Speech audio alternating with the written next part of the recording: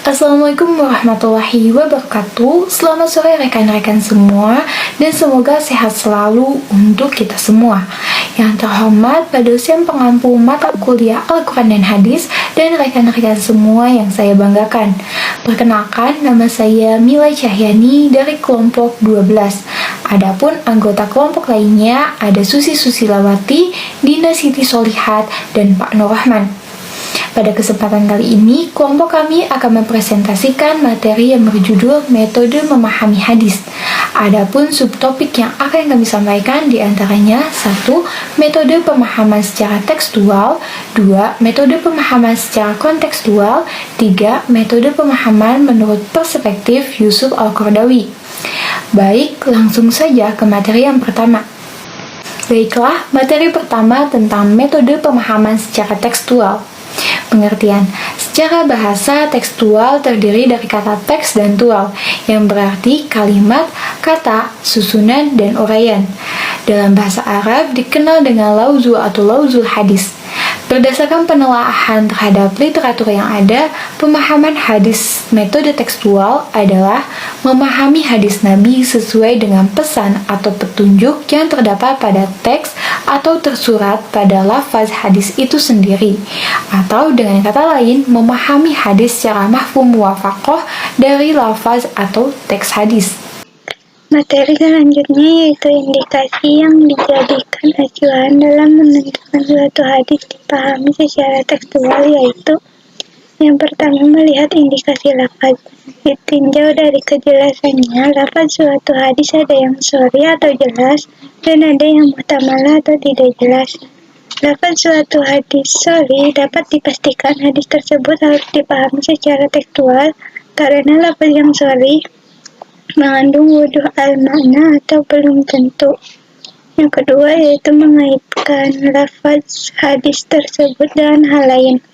Walaupun lafaz suatu hadis sharih, akan tetapi belum tentu serta-merta harus dipahami secara tekstual, karena bisa jadi hadis tersebut mengalami kemusykilan, ikhtilaf, bertentangan dengan berbagai aspek.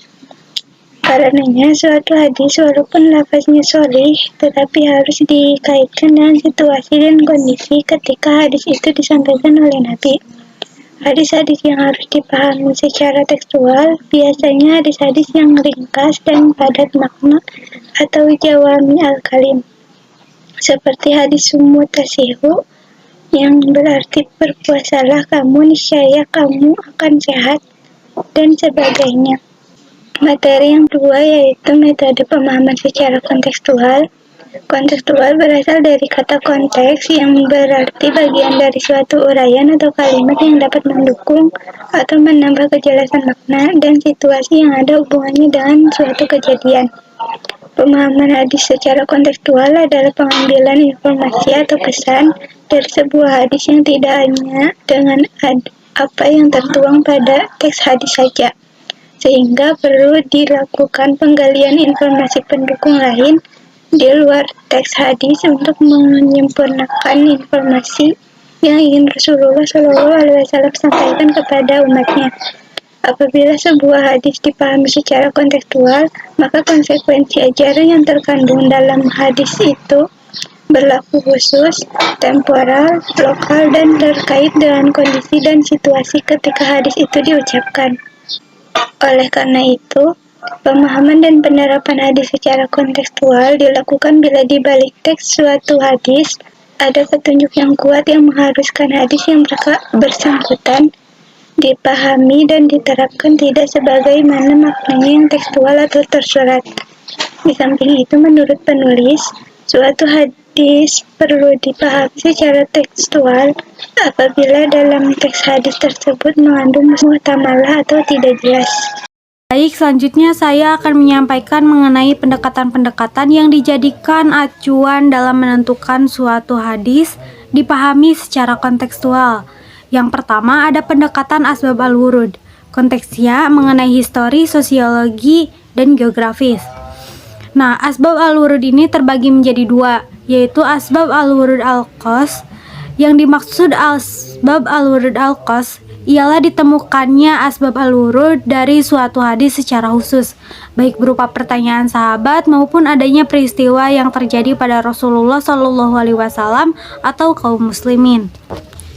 Yang kedua ada asbab al-wurud al-a'am. Asbab al-wurud umumnya dimaksud tidak atau belum ditemukannya asbab al-wurud yang secara khusus, tetapi memperhatikan kepada situasi yang berkembang waktu, yaitu histori, sosiologi, antropologi, psikolog, dan geografis.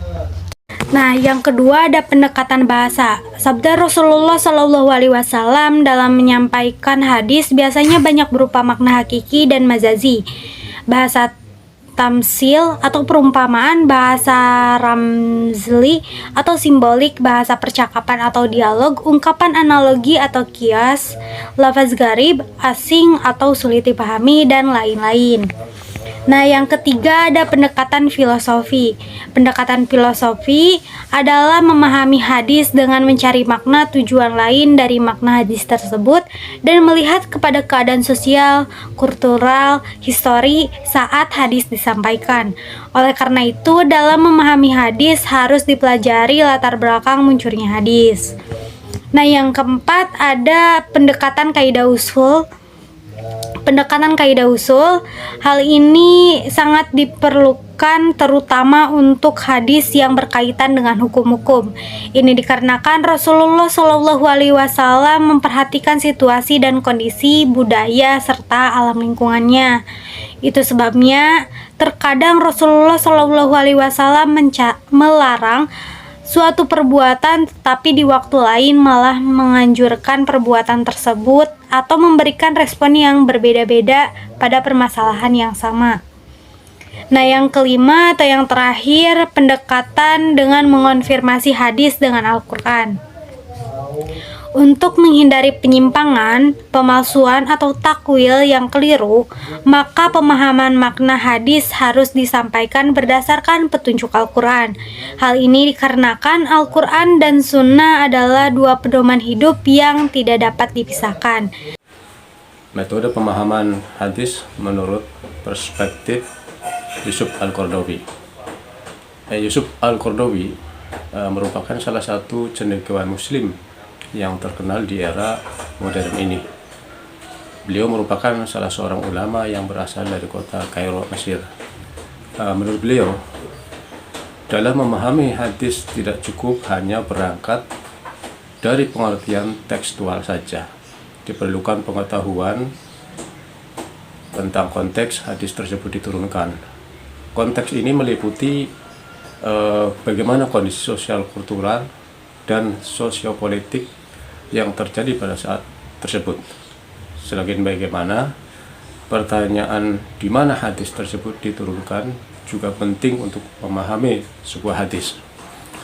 Kemudian yang terakhir berkaitan dengan orientasi, pesan, atau kepentingan apa yang berada di balik sebuah hadis tersebut.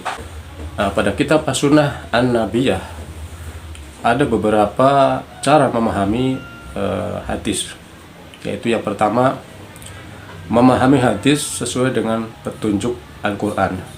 Yang kedua, menghimpun hadis sesuai tema. Kemudian yang ketiga, melihat latar belakang hadis diturunkan. Yang keempat, membedakan sarana dan berubah dan sasaran yang tetap. Yang kelima, membedakan makna hakiki dan majazi. Yang keenamnya adalah membedakan yang gaib dan yang nyata. Dan yang terakhir, memastikan makna hadis. Mungkin itu saja yang dapat kelompok kami sampaikan. Kurang lebihnya kami mohon maaf. Ditutup. Wassalamualaikum warahmatullahi wabarakatuh.